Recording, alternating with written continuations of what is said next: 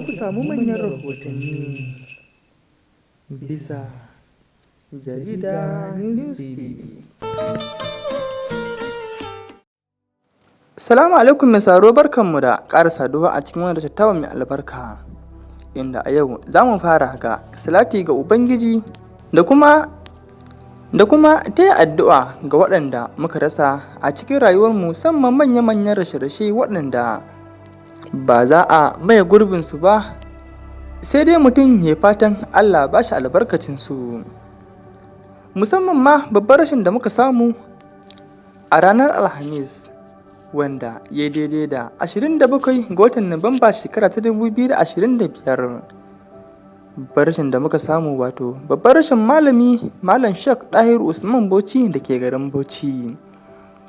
Babban malamin da ya kafa tarihi a kafa Afirka har ma duniya gabaki ɗaya. Babban malamin da yake tarihin kafa daular musulunci a ƙarƙashinsa, da kuma wasu manya-manyan ɗalibai da yake jagoranta a zawiyarsa, inda kafin rasuwarsa mafi yawancin al'amuran ya tattara su kuma ya damƙa ga wasu manya-manyan 'ya'yansa.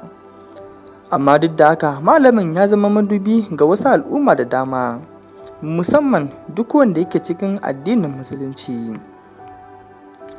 Mai sauraro, ka biyo mu a sannu inda za ka ci gaba da jin wannan rahoto, kama daga tarihin wannan babban malami yadda ya gudanar rayuwarsa da kuma karantarwa haɗe da ɗalibanci da gwagwarmaya da kuma gudunmawar da ya ba addinin musulunci da dai sauransu.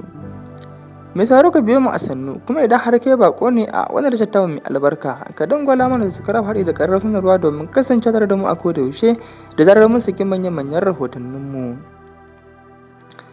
Babban malaminmu Sheikh Dahiru Usman Bauchi, kamar yadda kowa ya sani, babban malami ne da ke jagorantar, ko kuma in ce da ke shugabantar wani ɓangare na addinin musulunci, wato ɗarikar Tijjaniya, shugaban ɗarikar Tijjaniya na ƙasa gabaki ɗaya. Kuma malami ne wanda kowa ke girmama sa, kuma yake aiki ga duk abin da ya ji wannan malami ya faɗa, ko ma da a ce ba a ɗarikar Tijjaniyan yake ba. Malamin da a kullum yake bayyana addinin musulunci kwaya ɗaya ne, babu wariyar launin fata. A dangane da lokaci, mai sauraro, ka biyo mu a sannu, kuma kada dai a manta da subscribe a like bisa wani rashin mai albarka. Ga kuma ta bakin al'umma da muka ji tun daga jihar Bauchi har muka gangaro jihar Kano, inda al'umma da dama suke bayyana ta'aziyarsu da gaisuwarsu da kuma jimaminsu a fili ƙarara, inda waɗansu ma suke zubar da hawaye a dalilin wannan rashi da muka yi na babban malami Sheikh Dahiru Usman Bauchi.